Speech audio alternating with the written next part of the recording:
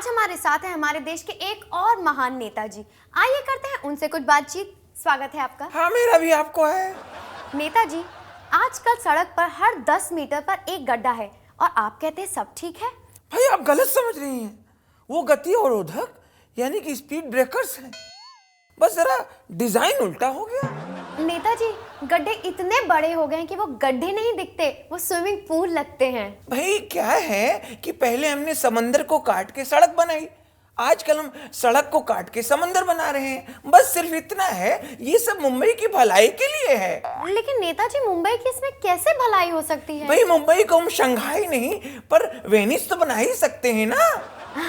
इसका मतलब है कि पूरी जनता परेशान होती रहे और आप अपनी मनमानी करते रहे। नहीं नहीं, कैसी बातें कर रही हैं। इससे तो लोगों की भलाई होगी, हजारों लोगों को रोजगार मिलेगा। वो कैसे? भाई अगर इतने बड़े बड़े खड्डे हैं तो लोग एक कोने से दूसरे कोने तक जाएंगे कैसे?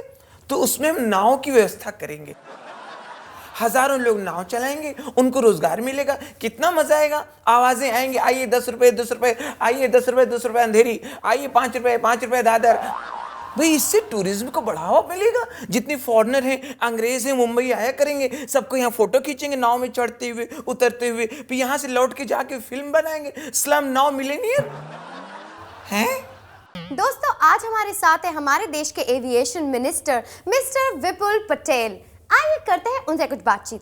Welcome to our show sir. नमस्कार सर, हमने सुना है कि आपने एयरपोर्ट मैनेजर को काम से निकाल दिया है। उस बेवकूफ से मैंने एयरपोर्ट की सुरक्षा के बारे में पूछा तो कहने लगा कि हमारी सिक्योरिटी 24 आवर्स टाइट रहती है। अब बताइए, लोगों की सुरक्षा के लिए शराबी रखे हुए? नहीं नहीं सर, मगर वो मैनेजर तो रूल्स और सिक्योरिटी में बहुत अच्छे हैं। आपने ऐसा क्यों किया? जहां तक मैं समझता हूं वो एक नंबर के डफर हैं। कहते हैं एयरपोर्ट पे फोटो खींचना मना है और खुद ही एयरपोर्ट पे जगह जगह कैमरे लगा रखे हैं। ये नहीं चलेगा। इसका मतलब है आप ये कहना चाहते हैं कि एयरपोर्ट स्टाफ इनएफिशिएंट है, बदतमीज है? बिल्कुल। जहां तक मैं समझता हूं एक नंबर का नालायक है। मैंने सुपरवाइजर से कहा आपको पैसेंजर्स की परेशानी उठानी चाहिए। वो बेवकूफ एक पैसेंजर की वाइफ को उठा के रनवे की तरफ भाग रहा था। ऐसा नहीं चलेगा। दोस्तों, आज हमारे साथ हैं हमारे देश के एक और महान नेताजी। आइए करते हैं उनसे कुछ बातचीत। स्वागत है आपका नेताजी। नेताजी हाँ, स्वागत है स्वागत है। नेताजी, आपने कहा था कि आप गरीबों की उन्नति करेंगे, उनके लिए घर बनवाएंगे, लेकिन आपने तो बैंक खुलवा दिए। भाई इसी में सबकी उन्नति है। अगर रोजगार चाहिए तो बैंक के कर्मचारी हो जाओ, और पैसे चाहिए तो बैंक से लोन ले लो। आप समझिए तो। नेताजी, आपने कहा था आप गरीबों की सुरक्षा करेंगे, लेकिन आज भी कितने गरीब बेचारे सड़क पर सोते हैं। भाई आप समझने की कोशिश नहीं कर रही हैं। सड़क पे सोना आज सबसे ज्यादा सुरक्षित है। फुटपाथ का क्या भरोसा, कोई दारू वारू पी कर आए, गाड़ी लेकर आए और कुचल के चला जाए। आप समझिए तो। नेताजी, आपने कहा था गरीबों के लिए घर बनवाएंगे, लेकिन आज ही वो बेचारे टूटी फूटी पाइपलाइन के अंदर रहते हैं। अरे भाई, मैंने पहले ही कहा था कि गरीबों के लिए घर बनाने की योजना हमारी पाइपलाइन में है। आप समझिए तो। वो तो हम समझ ही रहे हैं सर, लेकिन यही तो असली प्रॉब्लम है। बारिश आती है तो गटर भर जाते हैं और सारा कचरा बाहर आ जाता है। भाई इसीलिए तो हमने उन्हें टूटी फूटी पाइपलाइन दी है कि कचरा भरे भी और निकल भी जाए। आप समझिए तो। साहब साहब साहब साहब, हमें शिकायत करनी है, कंप्लेंट फॉर्म दे दीजिए। तुमने सुना नहीं जूनियर बी ने क्या कहा था? Save paper. तो हम क्या करें? अरे भैया, तो जो भी शिकायत करनी है कान में कहो। तो कान में तो कह रहे हैं पिछले 10 दिन से, मगर आप लोग सुनते कहाँ हो? ओहो, तो एक बार और कह दो। एक बार और कहते हैं। ये क्या कर रहे हो? अरे वो टाइप का नहीं है, इस बार हम पक्के तौर पे कह रहे हैं, वरना आप लोग इस कान से सुनते हैं, उस कान से निकाल देते हैं। काफी समझदार लगते हो। बैठो बैठो। अब बोलो। साहब हमारे मोहल्ले की सड़कों की सब लाइट खराब है। जब हम स्कूटर से निकलते हैं गड्ढे दिखाई नहीं पड़ते हैं। ओहो, तो भैया अपने स्कूटर की लाइट जला लो, सिंपल। साहब स्कूटर की लाइट भी चलाया मगर गड्ढे दिखाई नहीं पड़ते हैं।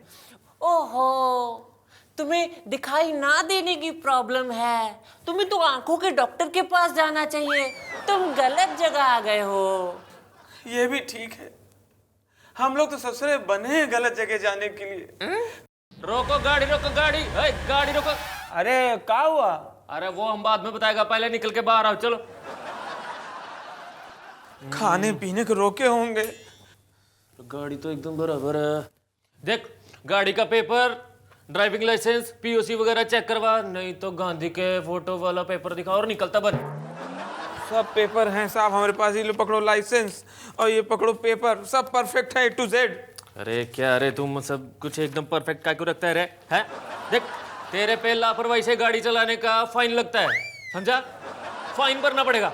अरे पर साहब हम तो बहुत आराम से चला रहे थे। देख जब स्ट्रीट लाइट जल रही है तो गाड़ी का लाइट जला के फालतू बिजली काय को फूकने का है? तो बंद कर दिया साहब। लेकिन पाउती फाड़ू क्या? पाउती तो फाड़नी पड़ेगी रे बाबा। फाड़ो पाउती। ये तो पाउती फड़वाने के लिए भी तैयार हो गया। एक काली पाउती फाड़ने से काम नहीं चलेगा रे बाबा, तेरी गाड़ी जब्त करनी पड़ेगी, क्योंकि देख ड्रिंक एंड ड्राइव का केस बनता है। अरे पर साहब ये तो पानी है। अरे पानी को खाते हैं क्या? पीते हैं ना। अरे ड्रिंक एंड ड्राइव बहुत बड़ा क्राइम है। पाउती फाड़ू क्या? समझा क्या? समझ गए साहब। ये लो 1000 रुपया। गरीब आदमी का तो सड़क पे कार निकालना ही गुनाह है। साहब साहब साहब। अरे जनता।